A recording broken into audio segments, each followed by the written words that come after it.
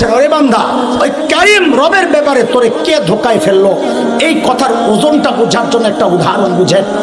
আমাদেরকে আল্লাহ আল্লাহ রসুল বাদ দিলে সবচেয়ে বেশি ভালোবাসেন কি? আগে একবার বলছি, কে? আল্লাহ আল্লাহ রসুল বাদে এগুলো আল্লাহ আল্লাহ রসুলকে আনা যাবে না। সবচেয়ে বেশি ভালোবাসেন মা। মার কলিজায় কত দরদ আর ভালোবাসার মহাব্বত আমি কেমনি বুঝাবো? আমি তো মা না, এটা শুধু মা জানে। মাকে যে আল্লাহ বানাইছেন সে আল্লাহ জানেন। আগে একটা উদাহরণ দিছি মায়ের দরদের কথা, আমার মায়ের কথা বলেছে, মনে আছে না? আমরা এটা বলতে পারবো না, তবে কোরআন সুন্নাহ পড়ে মাসআলা শিখে যেটা জেনেছি অনুমান করতে পারি মার দরদ কত। যেমন একটা মাসআলা আপনাদেরকে শোনাই।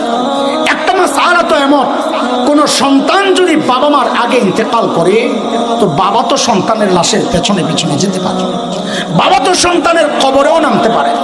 বলে কেন? বাবার কলিজায় কি দরদ মায়া নাই, ভালোবাসা নাই? বলে আছে। বাবাও চিৎকার করে করে কাঁদবেন, বাবাও বুক চাপড়াবেন, কিন্তু বাবাকে আল্লাহ ওই শক্তি দিয়েছেন সন্তানকে দাফন করে বাবা উপরে ওঠার মতো ক্ষমতা রাখে। কিন্তু কোনো মায়ের জন্য সন্তানের লাশের পেছনে যাওয়া চলবে না, কোনো মায়ের জন্য সন্তানের কবরে নামা চলবে না। কেন?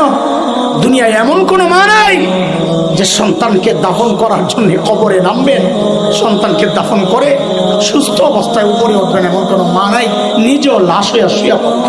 আমি একটু জিজ্ঞেস করতে চাই আপনাদের কাছে, আমি ওই আয়াতের ওই ডাক্তার ওজন বুঝাইতেছি, একটু জিজ্ঞেস করতে চাই, মার কলিজায় যে এত মায়া, একটু বুঝে শুনে বলেন তো কেন মা আমার কান বানাইছে, চোখ তো বানাইছে, জিব্বা, হাত পাও, তো কি বানাইছে?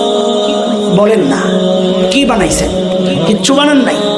অল্প কয়েকদিন ভাড়াটিয়ার মতো পেটে ধারণ করেছেন, লালন করেছেন, জন্মের পর পালন করেছেন, তাতেই মার কলিজায় এত মায়া, তাতেই মার কলিজায় এত মায়া।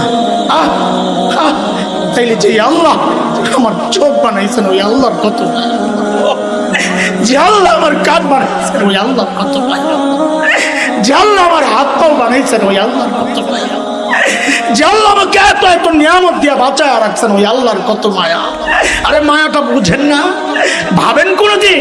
মায়া বুঝেন, ভাবেন? আমি আপনি যখন দরজা জানলা আটকায়া ভেতরে গুনাহ করি, ভেতরে গুনাহ চলছে, ভেতরে গুনাহ চলছে, ওই গুনাহ অবস্থায় আমার মালিক দরজার নিচে দিয়া বাতাস আর অক্সিজেন পাঠাইয়া দেন যেন আমি মরে না যাই। এবার ওই ডাক্তার ওজন বুঝে আল্লাহ যে পেছন থেকে ডাকতে থাকেন, আমি আপনি যখন গুনাহ করি আল্লাহ ডাকতে থাকেন, কি বলে?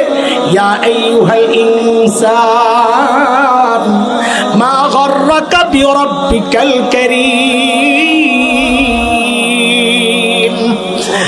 আই বান্দা, ওই কারীম রবের ব্যাপারে তোরে কে ধোকায় ফেলছে? মানে কি? আরে তুই যে চোখ দিয়ে ওই নায়ক নায়িকা দেখতেছ, ওই চোখ তো ওরা তোরে দেয় নাই, এটা আমি কারীম রব দিছি, তুই চাস নাই, আমি মায়া করে দিছি। আমার মায়া করা দেওয়াই নিয়ামত তুই আমার বিরুদ্ধে লাগাইতেছ। যে কান দিয়া তুই গুনাহ করতেছ, ওই কান তো তোর ওই গায়ক গায়িকা দেয় নাই, আমি আল্লাহ দিছি। যে জবানে তুই আমার নাফরমানির কথা বলস, ওই জবান তোর নেতা নেত্রী দেয় নাই, আমি আল্লাহ দিছি। আরে যে হাত দিয়ে আমার বিরুদ্ধে লেখস, ওই হাত তোর নেতা দেয় নাই, তোর সরকার দেয় নাই, তোর অফিস দেয় নাই, তোর নেতা দেয় নাই, তোর মালিক দেয় নাই, ওই হাত পা আমি আল্লাহ দিছি। আমার দেওয়া অঙ্গ দিয়া তুই আমার বিরুদ্ধেই লেখছস, আমার বিরুদ্ধেই বলছস, আমার বিরুদ্ধে কথা শুনছস, আমার বিরুদ্ধে আমি যা নিষেধ করেছি তা দেখছস। কেন রে বান্দা, কি পায়া তুই আমারই ভুলে গেলি? কি পায়া তুই আমারই ভুলে গেলি? বলে আল্লাহ কারীম তো ওই সত্তাকে বলে যিনি না চাইতে দেন, আপনি আমার কি কি দিছেন? তা আল্লাহ যেন জবাব দিচ্ছেন, আরে জালিম, তোর চেহারা দিয়ে তাকায় দেখ তোর কি দিচ্ছে। সব জায়গায় তাকানোর দরকার নাই, তুই খালি তোর চেহারার দিকে তাকায় দেখ। আল্লাযী খালাকাকা ফাসাওয়াকা ফাআদালাক ফি আই সূরাতিন মা শাআ রাব্বুকা। তোর মতো সুন্দর করে আমি কাউরে বানাই নাই।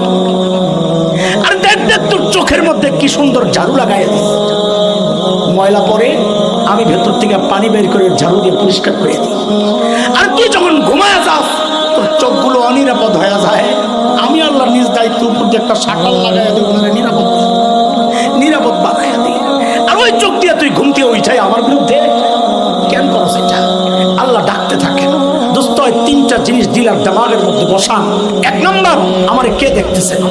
আলাম ইয়ালাম বিআন্নাল্লাহা ইয়ারা। জানেন আমি তাকায় আছি, কি তাকায় আছেন? অমনোযোগিতার সাথে, হ্যাঁ, অবহেলার সাথে দেখছি দেখি না এরকম না না, নবীকে আল্লাহ ডেকে বলছেন ওয়াসবির লিহুকমি রাব্বিক ফাইন্নাকা বিআয়ুনিনা। আর আমি সরাসরি তাকায় আছি, ইন্না রাব্বাকা লাবিল মিরসাদ, আমি উৎপাইত আছি, যে কোনো মুহূর্তে খাপ করে ধরতে পারি। তাকায় আছি মানে কি মনে করছিস দোস্ত? এক নাম্বার, আমাকে কে দেখতেছেন? আমার মালিক দেখতেছেন। দুই নাম্বার, তিনি কি করতেছেন? পেছন থেকে ডাকতেছেন। তিন নাম্বার, ফেরেশতারা লিখতেছেন। ফেরেশতারা কয় কথা বলেন, কয় কথা? প্রত্যেকটা গুনার সময় খালি এই চিন্তা করেন। এটাই হচ্ছে রোজা আমাদেরকে শেখায়। ওই যে বলেছি, অপরাধী রোজা রাখলেও সে খায় না। কেন খায় না? আমার কে দেখতেছেন? এই প্র্যাকটিসটা যার হয়, আল্লাহ বলেন এই জন্য আমি রোজা ফরজ করছি, তুই এই প্র্যাকটিস করতে থাক, এই প্র্যাকটিস করতে থাক, সারা বছর তুই গুনাহমুক্ত থাকা তোর জন্য সহজ হয়ে যাবে। ছাড়বো গুনাহ ইনশাআল্লাহ, ছাড়বো গুনাহ ইনশাআল্লাহ।